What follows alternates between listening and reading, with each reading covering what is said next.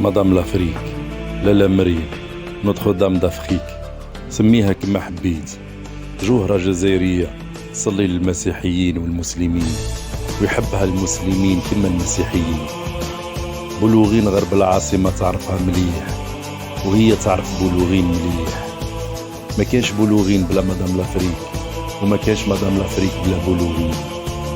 جزائريين وغير جزائريين يزوروها، مسيحيين ومسلمين يجوها متخاويين. المسيحيين يجوها يصليل والجزائريين يجوها يتمتعوا بجمالها والولاد في ساحاتها زاهين.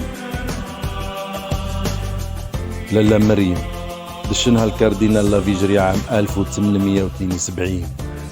تقابلك من جهة البحر في تمثال كبير من البرونز المريم العذراء عالية ب 228 متر، تقول عاسة عليه وهي لابسة روبة جزائرية فخمة ومادة يديها وبوجه السامح تفرح بيه.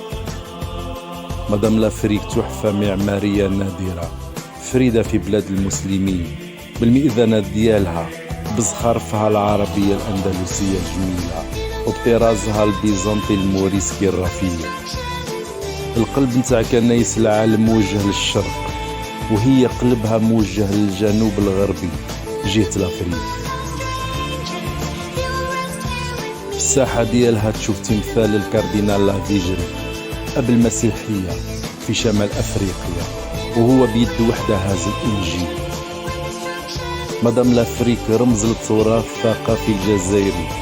الفلسفة ديالها مبنية على التسامح الديني، في صدرها تلقى عبارة تلخص كل شيء: يا سيدة أفريقيا صلي من أجلنا ومن أجل المسلمين.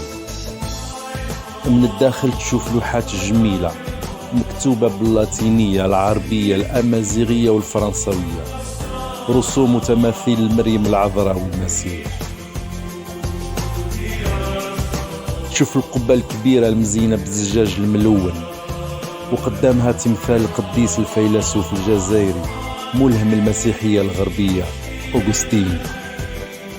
ما قدرتش ما نحضرش القداس المقام صبيحة هذيك الجمعة مع أصدقائنا المسيحيين من الكاميرون، تايلاند وبنغلاديش. صليت معاه بصح أنا كنت نكبر ونهلل ونقرأ قل هو الله أحد ونصلي على النبي محمد الأمين.